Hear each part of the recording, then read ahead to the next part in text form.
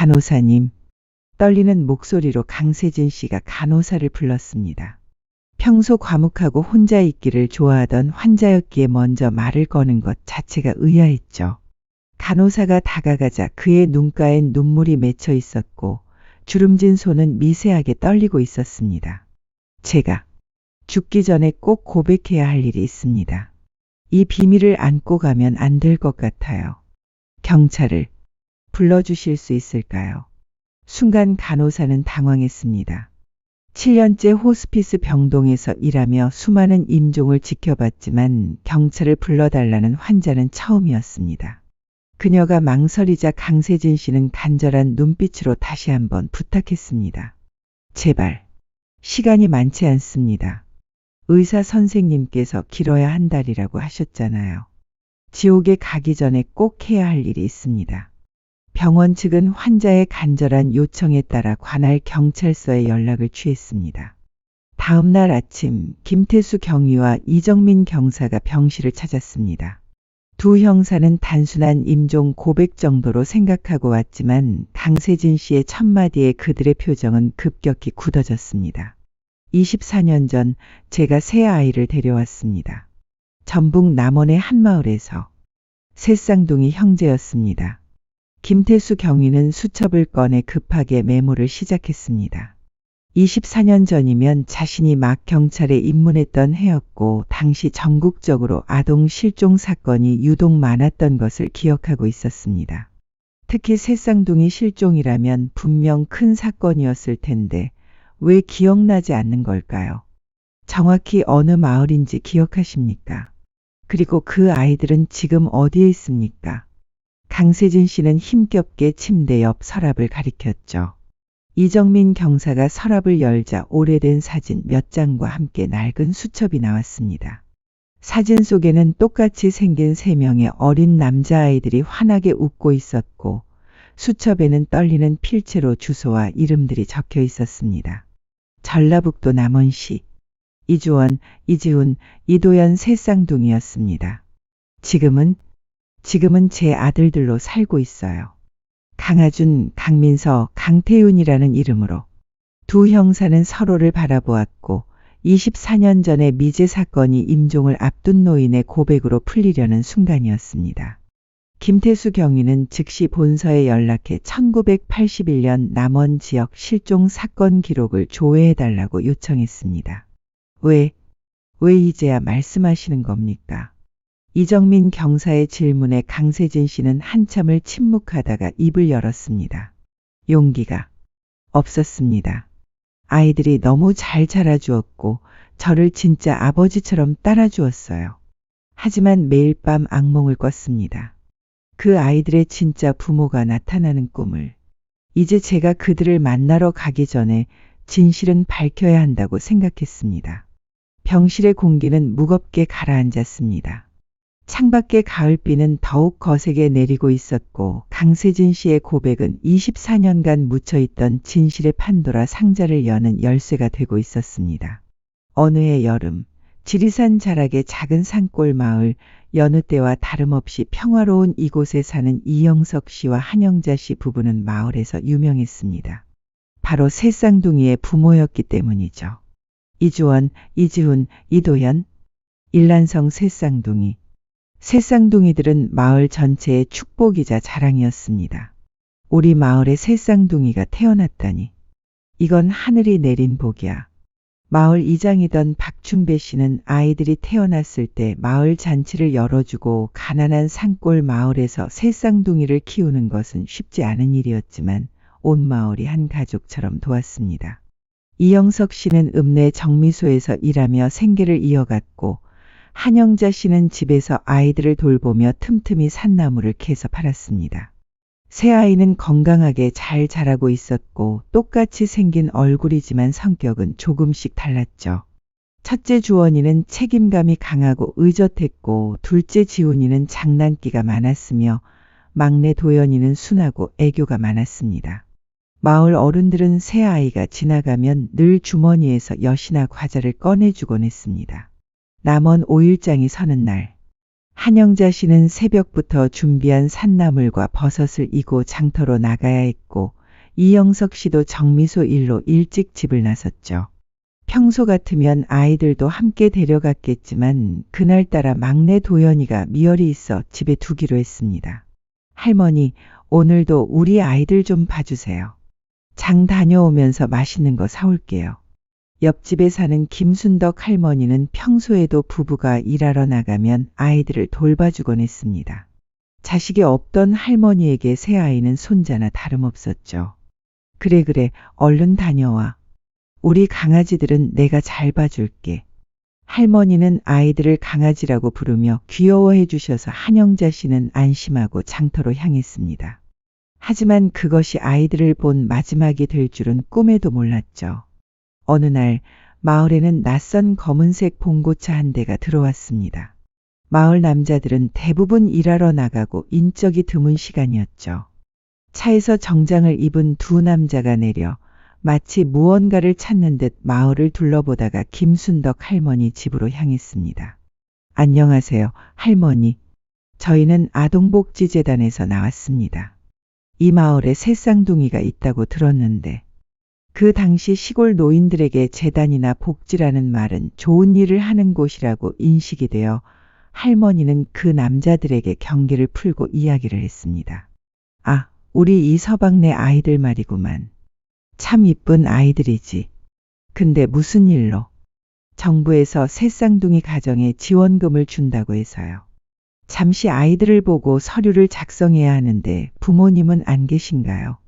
김순덕 할머니는 아무런 의심 없이 아이들이 마당에서 놀고 있다고 알려주었습니다.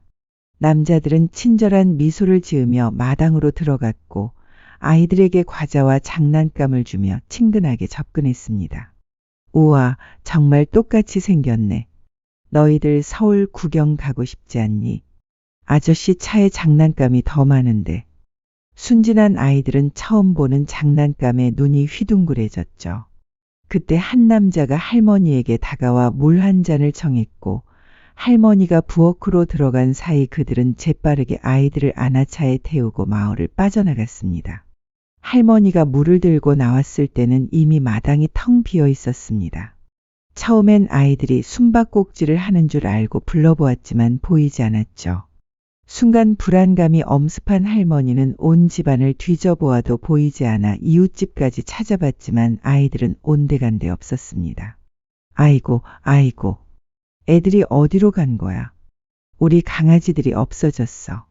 장에서 돌아온 한영자 씨는 울부짖는 김순덕 할머니를 발견하자 손에 들고 있던 장바구니가 땅으로 떨어졌고 한영자 씨는 그 자리에서 정신을 잃고 쓰러졌습니다. 검은 봉고차, 양복 입은 남자들, 복지재단. 정신을 차린 김순덕 할머니의 증언은 그것이 전부였습니다. 아이들의 실종으로 마을 전체가 발칵 뒤집혔고 이 소식을 들은 이영석 씨는 정미소에서 뛰어왔죠. 경찰과 온 마을 사람들이 산과 들을 뒤졌지만 새 아이의 흔적은 찾을 수 없었습니다. 우리 아이들을 찾아주세요. 한영자 씨의 절규가 산골짜기에 메아리쳤습니다. 하지만 당시 수사 능력은 한계가 있었고 CCTV는커녕 목격자조차 제대로 없었죠. 검은 봉고차는 전국에 수천 대가 있었고 복지재단 직원이라는 것도 거짓말일 가능성이 컸습니다. 그렇게 이주원, 이지훈, 이도연, 세 살배기 새 쌍둥이는 마치 연기처럼 사라져버렸습니다. 그날 이후 가산리 마을은 예전의 활기를 잃었고 아이들의 웃음소리가 사라진 이영석 씨 부부의 집은 정막만이 감돌았습니다. 강세진의 병상 고백은 24년간 묻혀있던 진실의 문을 열었고 김태수 경위와 이정민 경사는 녹음기를 준비하고 그의 이야기를 듣기 시작했습니다. 가난 말기로 죽음을 앞둔 노인의 목소리는 떨리고 있었지만 그 안에는 평생 짊어진 죄책감의 무게가 고스란히 담겨 있었습니다. 저는 아이가 없었습니다. 강세진은 잠시 눈을 감고 깊은 숨을 들이쉬며 그날의 일을 떠올리는 것조차 고통스러운 듯 보였습니다. 25살의 정민정이라는 여자를 만나 결혼했습니다. 서로 사랑했고 행복했어요. 작은 헌책방을 운영하며 소박하게 살았지만 다만 한 가지, 아이가 없었어요. 그의 목소리에는 깊은 회한이 묻어났습니다. 그때 한국 사회에서는 무자식은 큰 결함으로 여겨졌고 특히 대를 이어야 한다는 사회적 압박은 부부를 끊임없이 괴롭혔습니다. 처음엔 그저 시간이 필요한 거라고 생각했어요.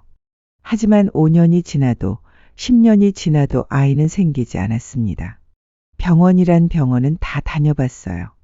서울의 유명한 산부인과는 물론이고 한의원, 심지어 무당까지 찾아갔죠.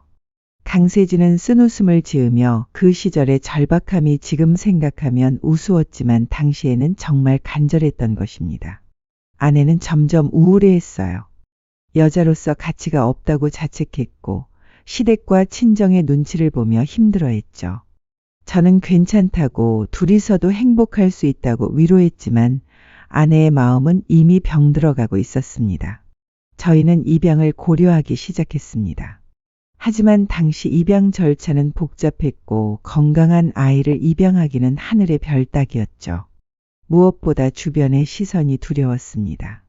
남의 자식 키우기를 곱게 보지 않던 시절이었으니까요. 어느 날 아내가 갑자기 쓰러졌어요. 병원에서는 위암 말기라고 했습니다. 스트레스와 우울증이 원인이었을 거예요. 6개월 시한부 판정을 받았죠. 강세진의 눈가에 눈물이 맺혔습니다.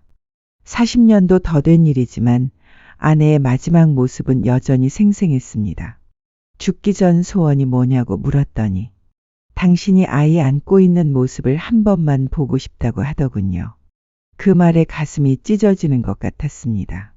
20년을 함께 살며 단 한 번도 이뤄주지 못한 소원이었으니까요. 6개월 후 정민정 씨는 세상을 떠났고 마지막까지 아이를 갖지 못한 것을 미안해하며 눈을 감았습니다. 강세진은 아내의 죽음 이후 완전히 무너졌습니다. 제가 운영하던 서점의 문도 제대로 열지 않았어요. 하루 종일 술만 마시며 폐인처럼 살았죠.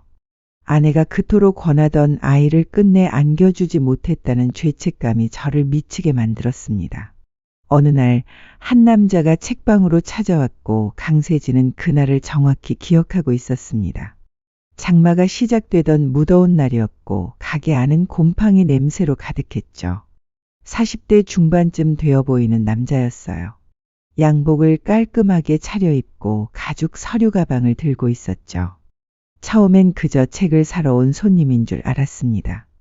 하지만 그 남자는 책을 보는 대신 강세진에게 다가와 낮은 목소리로 말했다고 합니다. 사장님이 강세진 씨 맞으십니까? 아이가 없으신 것으로 알고 있는데. 강세진은 처음엔 무슨 말인지 이해하지 못했고 남자는 계속해서 이상한 제안을 했습니다. 제가 도와드릴 수 있습니다. 건강한 남자아이를 입양하실 수 있도록 주선해드리죠. 물론 정식 절차는 아니지만 확실하게 해드릴 수 있습니다. 처음엔 쫓아내려고 했어요. 무슨 사기꾼인가 싶었죠. 하지만 그 남자가 꺼낸 사진을 보는 순간 강세진은 잠시 말을 멈췄습니다. 그때의 충격이 아직도 생생한 듯 했습니다. 3명의 남자아이 사진이었어요. 똑같이 생긴 새 쌍둥이. 너무나 건강하고 예쁜 아이들이었죠. 그 순간 이성이 마비되는 것을 느꼈습니다. 브로커로 추정되는 그 남자는 능숙하게 강세진을 설득했습니다. 아이들은 부모가 사고로 죽어갈 곳이 없다고 했고 고아원에 보내지면 뿔뿔이 흩어질 거라고 했습니다. 그리고 특별히 새 아이를 함께 데려가면 돈을 좀 빼주겠다고 제안했죠. 아이 한 명당 1,500만 원, 3명이면 4,500만 원인데 4천만 원으로 해준다고 했어요. 당시로서는 상상할 수 없는 거금이었죠. 서울에서 번듯한 집을 살 수 있는 돈이었으니까요. 강세진은 그 제안이 정상적이지 않다는 것을 알았지만 아내의 마지막 소원 그리고 20년간의 갈망이 그의 판단력을 흐렸습니다. 일주일을 고민했어요. 매일 밤 아내의 영정 사진 앞에서 울며 물었죠. 여보, 내가 이래도 되는 걸까? 하지만 당신이 그토록 원하던 아이들이야. 결국 강세진은 결심했습니다. 평생 모은 돈과 헌책방 그리고 작은 집까지 모두 팔아 4천만 원을 마련했습니다. 전 재산이었죠. 약속 장소는 경기도 안성의 한 폐창고였어요. 새벽 4시 비가 억수같이 쏟아지는 날이었습니다. 강세진은 떨리는 손으로 물을 한 모금 마시고 이야기를 계속했습니다. 창고 안에는 커다란 승합차가 있었고 뒷좌석에 세 아이가 담요에 쌓여 잠들어 있었어요. 브로커는 아이들이 겁먹지 않게 하려고 수면제를 먹였다고 했죠. 돈을 건네자 브로커는 아이들을 강세진의 차로 옮겨주면서 마지막 경고를 했다고 합니다. 절대 경찰에 신고하지 마십시오. 그럼 당신도 끝장입니다. 아이들 이름도 바꾸고 출생신고도 새로 하세요. 그리고 다시는 연락하지 마십시오.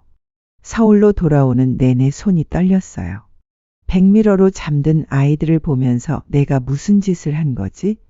하는 생각과 드디어 아빠가 됐구나 하는 기쁨이 교차했죠. 집에 도착했을 때는 이미 아침이 밝아 있었습니다. 아이들이 깨어났고 낯선 환경에 겁먹어 울기 시작했습니다. 엄마, 엄마 하고 울부짖는 아이들을 보며 가슴이 찢어졌어요.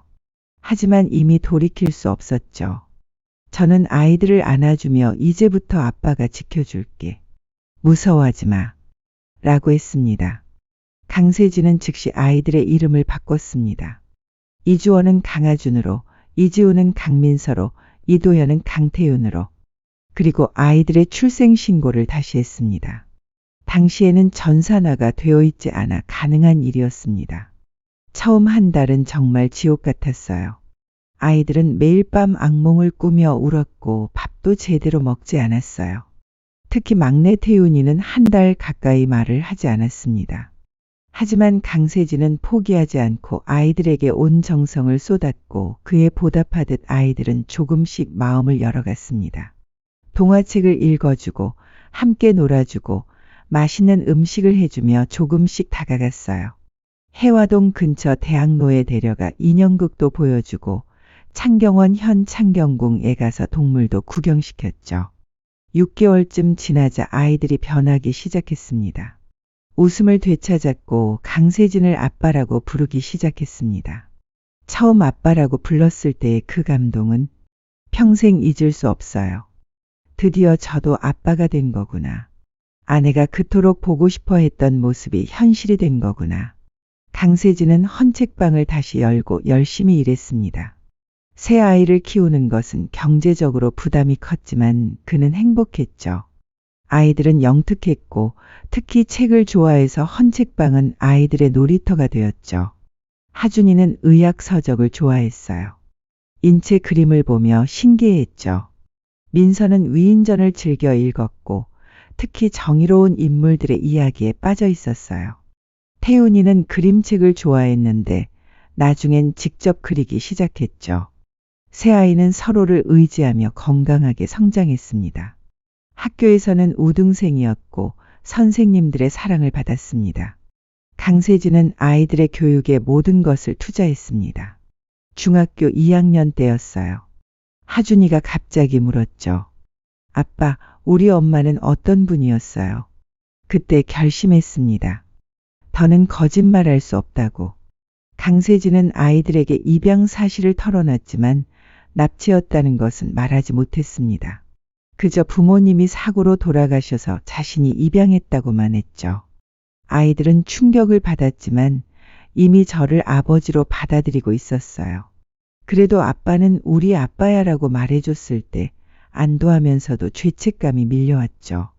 그 후로도 세 형제는 변함없이 강세진을 아버지로 여기며 자랐습니다. 각자의 꿈을 향해 열심히 공부했고 모두 명문대에 진학했죠. 하준이는 서울대 의대, 민서는 서울대 법대, 태훈이는 홍익대 미대. 합격 통지서를 받던 날 저는 아내 영정 앞에서 울었어요. 여보, 우리 아이들이 이렇게 훌륭하게 자랐어. 당신이 보고 싶어 했던 모습이야. 하지만 행복 뒤에는 늘 죄책감이 따라다닌다고 매일 밤 악몽을 꿨고 언젠가는 진실이 밝혀질 거라는 두려움에 시달렸죠. 신문에서 실종 아동 기사를 볼 때마다 가슴이 철렁했어요. 혹시 우리 아이들 이야기는 아닐까? 진짜 부모가 아직도 찾고 있는 건 아닐까? 강세진은 간암 판정을 받았을 때 그는 결심했습니다. 죽기 전에 진실을 밝히고 아이들에게 진짜 부모를 만날 기회를 줘야겠다고. 경찰서 사무실은 긴장감으로 가득했습니다. 김태수 경위는 국립과학수사연구원에서 막 도착한 DNA 검사 결과지를 들고 있었습니다.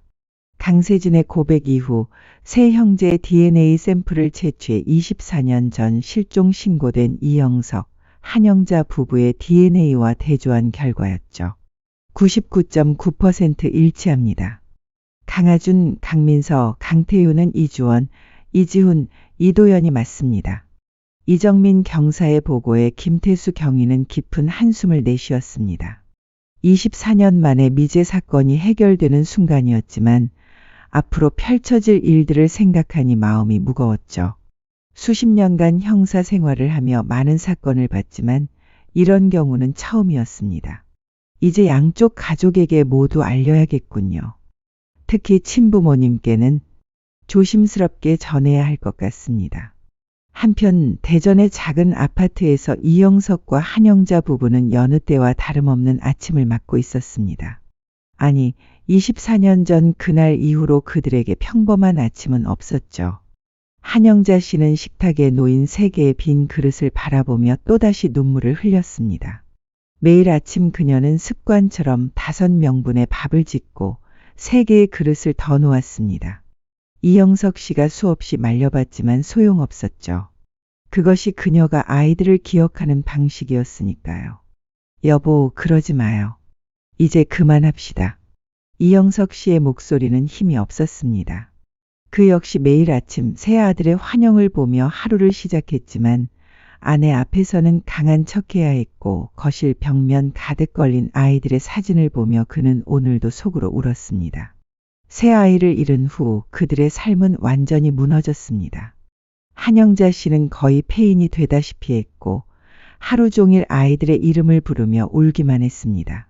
이영석 씨는 일도 손에 잡히지 않아 정미소를 그만뒀고 전국의 고아원과 보육시설을 찾아다녔습니다. 혹시 이런 아이들 본 적 없으세요? 똑같이 생긴 새쌍둥이에요. 수백 곳을 돌아다녔지만 아무런 소식이 없었습니다. 실종 아동 전단지를 수만 장 뿌렸고 당시 얼마 되지 않던 사설 탐정까지 고용했지만 허사였습니다. 경찰 수사도 별다른 진전이 없었죠. 제발 우리 아이들 좀 찾아주세요. 살아있기만 하다면, 어디서든 살아있기만 하다면. 경찰서를 찾을 때마다 무릎 꿇고 애원했지만 돌아오는 대답은 늘 같았습니다. 최선을 다하고 있습니다. 하지만 시간이 지날수록 사건은 미제로 묻혀갔고 새로운 사건들에 밀려 관심에서 멀어져 갔습니다. 한영자 씨는 극심한 우울증과 불안장애로 정신과 치료를 받아야 했죠. 하루에도 수십 번씩 아이들의 환청이 들리고 길거리에서 비슷한 또래의 아이들을 보면 무작정 쫓아가곤 했습니다. 주원아, 지훈아, 도연아, 엄마야, 엄마 여기 있어. 낯선 아이들을 붙잡고 우는 그녀를 사람들은 미친 여자 취급했고 경찰이 출동한 적도 여러 번이었죠. 이영석 씨는 아내를 돌보느라 지쳐갔고 결국 그 역시 알코올에 의존하게 되었습니다. 내가 그날 장에 같이 갔어야 했어. 아니, 아이들을 데리고 갔어야 했어. 내가 아이들을 지켜야 했는데. 한영자 씨는 자책과 후회로 가득한 나날이었죠. 부부는 서로를 보면 잃어버린 아이들 생각으로 괴로움이 심해지면서 대화도 줄어들고 사이도 멀어지기 시작했습니다. 더는 남원에서 살 수 없다고 판단한 부부는 대전으로 이사했습니다. 남원 집은 혹시라도 아이들이 돌아올 때를 대비해 그대로 두고 매달 한 번씩 가서 청소하며 아이들의 방을 그대로 유지했죠. 언젠가는 돌아올 거야. 우리 아이들이 집을 기억하고 찾아올 거야. 비현실적인 희망이었지만 그것마저 놓으면 정말 살 수 없을 것 같았습니다.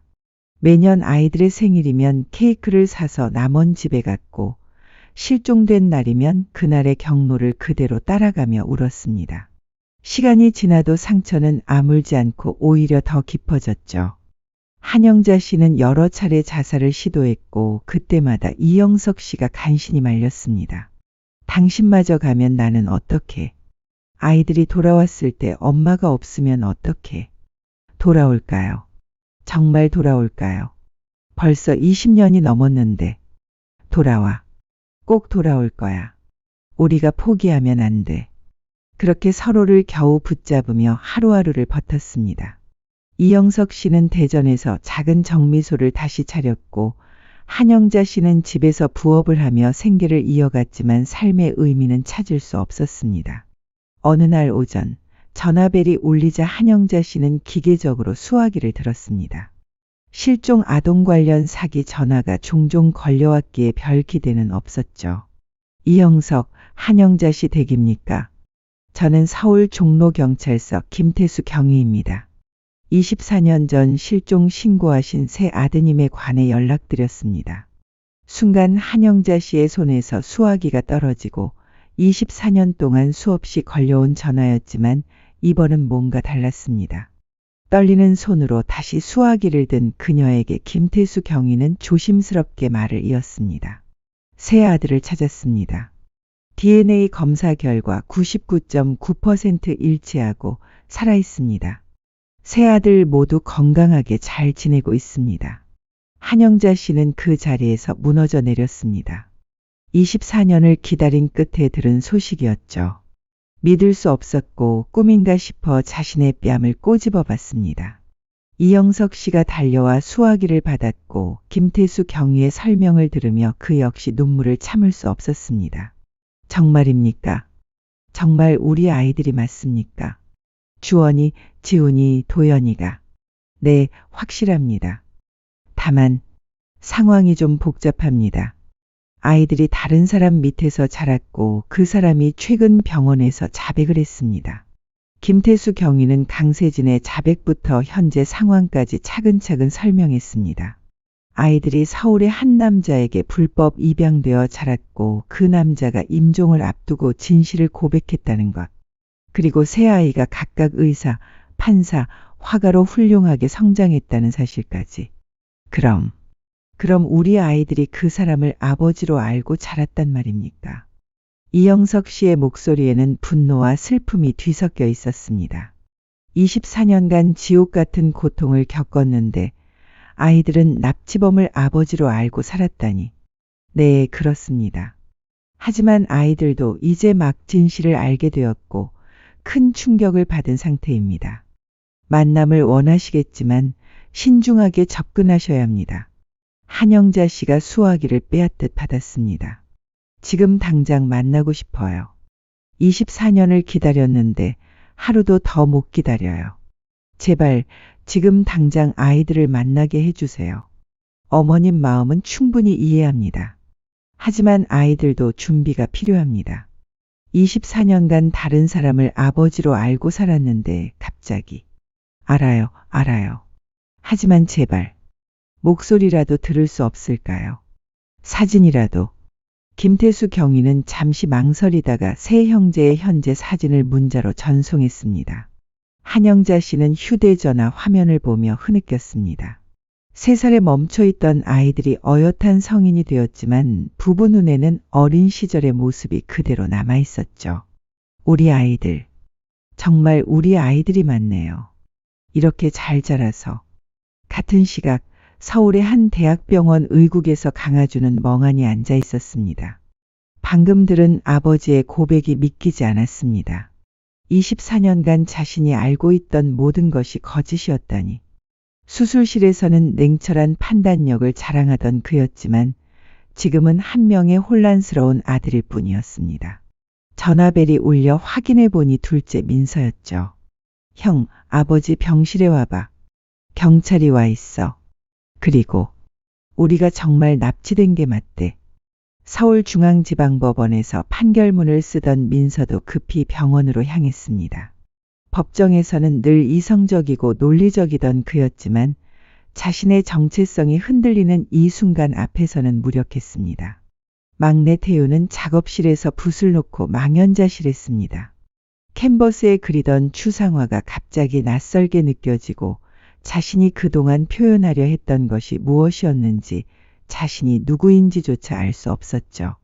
세 형제가 모두 병실에 모였을 때 강세진은 산소호흡기를 한 채 힘겹게 말을 이었습니다. 미안하다. 너희에게 이런 짐을 지우게 되어. 하지만 더 이상 숨길 수가 없었다. 아버지, 그럼 저희가 정말. 하준이 떨리는 목소리로 물어보자 강세진은 고개를 끄덕였습니다. 그래. 너희의 본명은 이주원, 이지훈, 이도연이다. 전북 남원에서 태어난 새 쌍둥이. 내가 데려온 거다. 민서가 주먹을 쥐며 물었습니다. 왜요? 왜 그런 짓을 하신 거예요? 어떻게 남의 아이를 납치하고도 변명의 여지가 없다는 걸 잘 알고 있다. 하지만 너희를 진심으로 사랑했다. 그것만은 믿어다오. 태우는 눈물을 흘리며 아버지의 손을 잡았습니다. 알아요. 아버지가 우리를 사랑한 건 알아요. 하지만 이건 너무. 병실은 무거운 침묵에 빠졌습니다. 24년간의 부정과 진실 사이에서 세 형제는 갈등했고 증오해야 할 납치범이지만 동시에 자신들을 키워준 아버지였으니까요. 김태수 경위가 조심스럽게 입을 열었습니다. 친부모님께서 여러분을 만나고 싶어 하십니다. 24년 동안 하루도 빠짐없이 여러분을 찾으셨고 지금도. 24년이요? 하준이 놀라 물었습니다. 김태수 경위는 이영석, 한영자 부부가 24년 동안 한 일을 설명했습니다. 매년 생일과 실종일에 남원 집을 찾았다는 것, 전국을 돌며 아이들을 찾았다는 것, 그 과정에서 겪은 고통들. 세 형제의 눈에서 눈물이 흘렀습니다. 자신들이 한 사람의 품에서 사랑받으며 자라는 동안 진짜 부모는 지옥 같은 나날을 보냈다는 사실이 가슴을 찢어지게 만들었죠. 친부모님을 만나고 싶습니다. 하준이 먼저 결심을 하자 민서와 태윤도 고개를 끄덕였습니다. 더는 진실을 외면할 수 없었죠. 강세진은 세 아들을 바라보며 희미하게 웃었습니다. 그래, 그래야지. 이제라도 진짜 부모님께 돌아가야지. 그의 목소리는 점점 작아지더니 병세가 급격히 악화되고 있었습니다. 세 형제는 복잡한 감정 속에서도 아버지의 손을 꼭 잡았습니다. 미워할 수도, 그렇다고 완전히 용서할 수도 없는 사람. 하지만 24년간 아버지였던 사람이 지금 힘들어하고 있었습니다. 서울 종로구의 한 호텔 카페. 24년 만에 가족 상봉을 위해 선택된 장소는 조용하고 아늑한 분위기의 카페였습니다. 세 형제는 일찍 도착해 불안한 마음으로 기다리고 있었죠.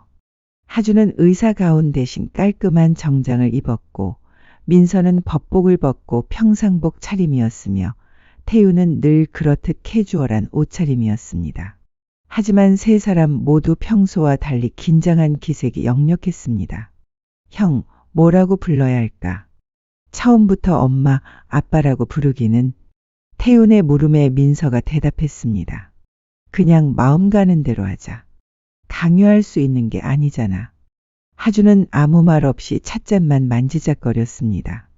의사로서 수많은 생사의 갈림길을 봐왔지만 지금 이 순간만큼 떨린 적은 없었습니다. 3일 전 강세진의 병세가 급격히 악화된 후로 그들의 마음은 더욱 복잡해졌죠.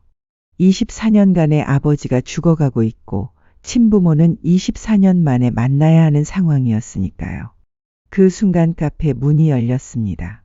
이영석과 한영자 부부가 카페에 들어서는 순간 시간이 멈춘 듯 했습니다. 한영자 씨는 문턱에서부터 세 아들을 바라보며 제자리에 얼어붙었죠. 24년의 세월이 흘렀지만 어머니의 본능은 한 번에 자신의 아이들을 알아봤습니다. 떨리는 다리로 한 걸음 한 걸음 다가오는 그녀의 눈에는 이미 눈물이 가득했습니다. 주원아, 지훈아, 도연아.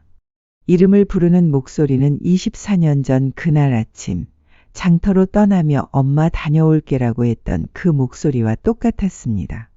기억의 저편에서 아주 희미하게 하지만 분명하게 떠오르는 목소리였습니다. 한영자 씨가 먼저 다가가 떨리는 손을 뻗어 하준의 얼굴을 만졌습니다.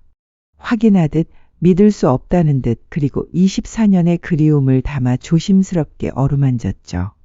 하주는 그 손길에 전율을 느꼈습니다.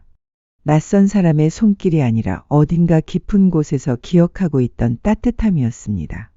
정말 우리 주원이가 맞구나. 이렇게 훌륭한 의사가 되어서. 한영자 씨는 민서와 태윤에게도 차례로 다가갔습니다. 새 아들의 얼굴을 하나하나 어루만지며 24년의 공백을 메우려는 듯 바라봤습니다. 그녀의 손길이 닿을 때마다 새 형제는 설명할 수 없는 감정에 휩싸였죠. 지훈아, 우리 지훈이 판사가 됐구나. 정의감이 강했던 내가. 도연아, 막내야. 그림 그리기를 좋아했는데 정말 화가가 됐네. 더는 말을 잇지 못하고 한영자 씨는 그 자리에 주저앉았습니다. 24년간 참아온 모든 것이 한꺼번에 쏟아졌던 것이죠. 이영석 씨도 무릎을 꿇고 아내를 안으며 함께 울었습니다. 미안하다. 정말 미안하다. 너희를 지키지 못해서. 아빠가, 엄마가 정말 미안하다.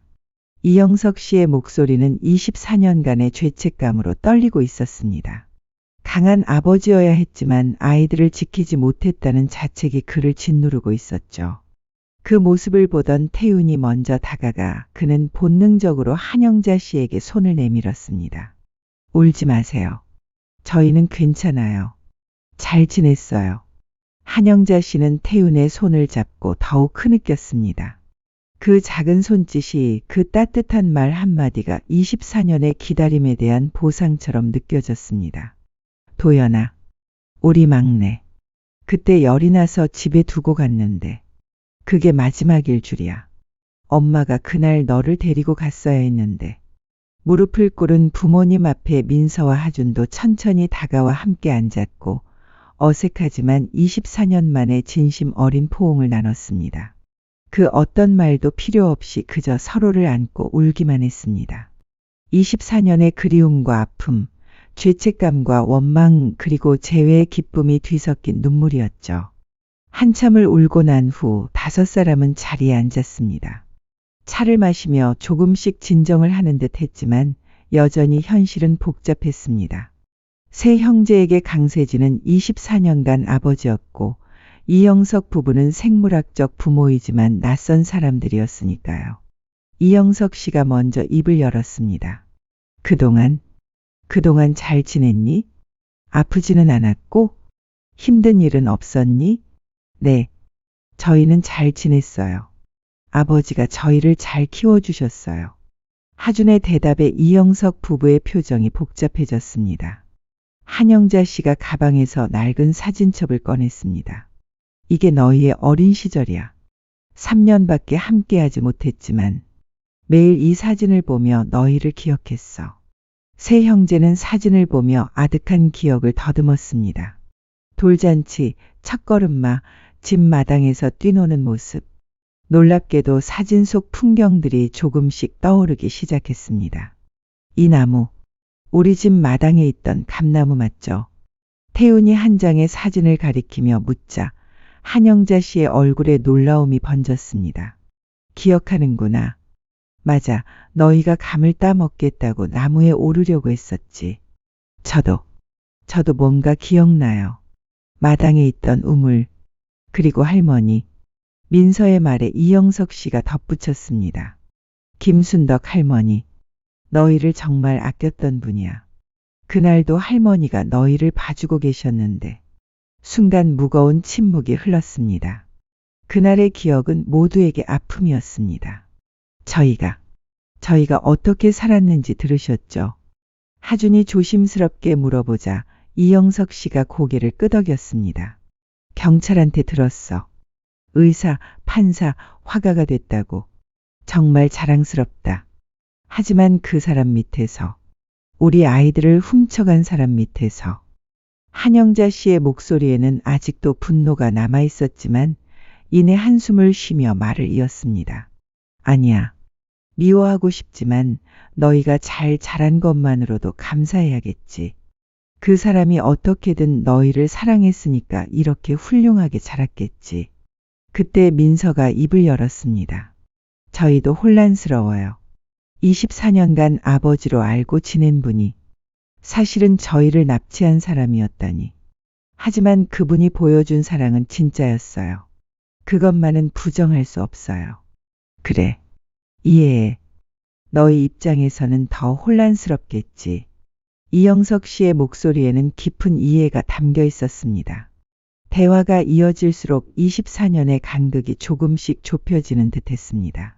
세 형제는 부모님께 자신들의 삶에 대해 이야기해줬고, 학창시절, 대학생활, 직업을 선택하게 된 계기들, 이영석과 한영자 부부는 놓쳐버린 24년의 이야기를 하나도 빠뜨리지 않으려는 듯 경청했죠. 주원아, 왜 의사가 되고 싶었니? 어렸을 때부터 아픈 사람을 돕고 싶었어요.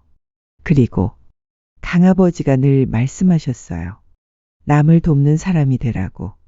지훈이는 판사가 된 이유가 정의를 실현하고 싶었어요. 약한 사람들을 보호하고 나쁜 사람들을 벌하고 싶었어요. 도연이는 그림을, 마음속에 있는 것들을 표현하고 싶었어요. 말로는 할 수 없는 것들을 그림으로. 부모의 질문에 대답하면서 세 형제는 깨달았습니다. 자신들의 본성은 변하지 않았다는 것을. 3살 때의 성향이 그대로 이어져 지금의 직업을 선택했다는 것을. 너희가 3살 때도 그랬어. 주원이는 동생들 다치면 호호 불어주고, 지훈이는 형 동생 싸우면 중재하고, 도연이는 땅바닥에 나뭇가지로 그림 그리고. 한영자 씨의 말에 세 형제는 놀랐습니다. 기억나지 않는 어린 시절의 모습이 지금의 자신들과 연결되어 있었죠. 시간이 흐르면서 대화는 더욱 깊어졌습니다. 하지만 여전히 해결해야 할 문제가 있었습니다. 어머니, 아버지, 저희가 이제 어떻게 해야 할까요? 아버지는 병세가 위독하시고, 저희는 두 분을 이제 막 만났고, 하준의 물음에 이영석 씨가 대답했습니다. 우리가 너희에게 강요할 수 있는 건 없어. 24년을 그 사람을 아버지로 알고 살았는데, 우리는 그저 너희가 살아있다는 것만으로도 감사해. 하지만 저희도 두 분과 함께하고 싶어요. 24년을 기다리신 마음을 이제 알 것 같아요. 태훈의 말에 한영자 씨가 눈물을 닦으며 말했습니다. 천천히 하자. 우리에겐 이제 시간이 있잖아. 24년을 잃었지만 앞으로의 시간은 함께할 수 있어. 그때 하준의 휴대전화가 울렸습니다. 병원에서 걸려온 전화였습니다. 네, 알겠습니다. 지금 바로 가겠습니다. 전화를 끄는 하준의 표정이 어두워졌습니다. 아버지가 의식이 없으시대요. 마지막일 수도 있다고. 세 형제는 급히 일어섰습니다. 그런데 놀랍게도 한영자 씨가 먼저 말했습니다. 우리도 같이 가자. 그 사람도 마지막은 외롭지 않게 해줘야지. 이영석 씨도 고개를 끄덕였습니다. 그래. 어떤 이유에서든 너희를 24년간 키운 사람이니까. 병원으로 향하는 차 안에서 5사람은 말이 없었습니다. 각자 복잡한 생각에 잠겨 있었습니다. 납치범과 피해자 가족이 함께 그의 임종을 지키러 간다는 것이 얼마나 아이러니한 일인지 모두가 알고 있었죠. 병실에 도착했을 때 강세진은 산소호흡기에 의존한 채 가쁜 숨을 쉬고 있었습니다. 의료진은 시간이 얼마 남지 않았다고 했습니다. 세 형제가 병상 곁으로 다가가자 한영자 씨도 따라갔습니다. 그녀는 강세진의 메마른 손을 잡으며 말했습니다. 강세진 씨, 들리세요? 저는 아이들의 엄마예요. 24년 전 당신이 데려간 아이들의. 강세진의 눈꺼풀이 미세하게 떨렸습니다. 미워했어요. 정말 많이 미워했어요. 하지만 우리 아이들을 사랑해 주셔서 감사해요. 이렇게 훌륭하게 키워주셔서. 눈을 뜨지 못하는 강세진의 눈가에 눈물이 흘렀습니다. 이제 편히 가세요. 아이들은 저희가 잘 돌볼게요. 당신이 준 사랑도 함께 간직하면서. 그 순간 병실은 눈물바다가 되었고 세 형제는 각자의 방식으로 작별 인사를 했습니다. 아버지, 감사했어요. 미워할 수도 있지만 사랑해요. 아버지가 가르쳐준 정의 평생 지키며 살게요. 아버지, 제 그림 속의 아버지는 영원히 살아있을 거예요. 강세진은 마지막 힘을 다해 입을 열었습니다. 미안, 하다, 사랑, 한다. 그리고 눈을 감았습니다. 세 형제 그리고 이영석과 한영자 부부도 눈물을 흘렸습니다. 납치범이었지만 한 아이의 아버지였던 사람. 그의 죽음 앞에서 모두는 인간이었습니다. 한참을 울고 난 후 하준이 먼저 입을 열었습니다. 이제 우리는 어떻게 해야 할까요? 한영자 씨가 세 아들을 안으며 말했습니다. 우리가 진짜 가족이야. 하지만 서두르지는 말자꾸나. 그날 밤 5사람은 함께 강세진의 임종을 지켰고 24년의 아픔과 사랑이 교차하는 순간이었습니다. 그리고 그들은 알았습니다. 진정한 가족이 된다는 것이 무엇인지를. 강세진 씨는 세상을 떠났습니다. 장례식장엔 세 형제와 이영석, 한영자 부부 모두가 참석했습니다. 복잡한 감정이었지만 모두가 눈물을 흘리고 한영자 씨는 강세진의 영정 앞에 국화꽃을 놓으며 조용히 말했죠. 우리 아이들 사랑해 주셔서 감사합니다. 그 말에 장례식장은 숙연해졌습니다. 24년간 원망했을 사람에게 건네는 용서와 감사의 인사였습니다. 장례를 마친 후 세 형제는 특별한 결심을 했습니다. 강세진의 유언과 부모님의 24년 고통을 헛되이 하지 않기 위해 다시 품으로 프로젝트라는 실종 가족 지원 재단을 설립하기로 한 것입니다. 우리처럼 운 좋게 가족을 찾는 경우는 극히 드물어요. 아직도 수많은 실종 가족들이 서로를 그리워하고 있습니다. 하준의 제안에 민서와 태윤도 적극 동참했습니다. 이영석, 한영자 부부도 자신들의 경험을 나누며 돕고 싶다고 했죠. 강세진이 운영하던 서점 자리는 이제 기억의 집이라는 실종 가족 쉼터가 되었고 세 형제가 리모델링한 공간이었습니다. 1층은 실종 가족들이 모여 서로를 위로하는 카페로 2층은 상담실과 법률 지원 사무실로 꾸며졌습니다. 매년 세 형제가 사라졌던 그날이면 전국의 실종 가족들이 이곳에 모입니다. 서로의 아픔을 나누고 희망을 잃지 않도록 격려하는 시간이죠. 한영자 씨는 이곳에서 자원봉사를 하며 실종 가족들의 마음을 어루만져 줍니다. 24년을 기다렸지만 아이들을 찾았어요. 여러분도 포기하지 마세요. 기적은 일어납니다. 현재 다시 품으로 프로젝트는 전국적인 실종 가족 지원 네트워크로 성장했습니다. 이주원은 대학병원 교수가 되어 실종 가족 무료 진료를 계속하고 있고 이지우는 대법관 후보에 오르며 실종 아동 관련 법안 개정에 힘쓰고 있습니다. 이도연은 세계적인 화가가 되어 실종 아동 찾기 캠페인 포스터를 무료로 그려주고 있죠. 세 형제는 이제 2가지 이름을 모두 사용합니다. 사회생활에서는 강하준, 강민서, 강태윤으로 가족 모임에서는 이주원, 이지훈, 이도연으로 불립니다. 두 정체성을 모두 인정하고 받아들인 것이죠. 이영석, 한영자 부부는 손자, 손녀들에게 둘러싸여 행복한 노년을 보내고 있습니다. 24년의 공백은 완전히 메워질 수 없지만 남은 시간을 더욱 소중히 여기며 살아가며 매주 일요일은 온 가족이 모이는 날로 정해서 명절에는 남원 옛집에 모여 제사를 지냅니다. 강세진의 묘비에는 세 형제가 직접 쓴 글이 새겨져 있습니다. 여기 한 아버지가 잠들어 있습니다. 완벽하지는 않았지만 사랑은 진실했습니다. 아들 하준, 민서, 태윤 올림, 그리고 그 옆에는 이영석, 한영자 부부가 세운 작은 비석이 하나 더 있습니다. 24년의 원망을 용서로 아픔을 희망으로 바꿔주신 분께 우리 아이들을 지켜주셔서 감사합니다. 오늘 이야기 재미있으셨나요? 구독과 좋아요 한 번씩 눌러주세요. 그리고 영상을 보고 느끼신 마음 댓글로 남겨주세요. 영상을 만드는 저에게 큰 힘이 됩니다. 우리님들 다음화에서 또 만나요.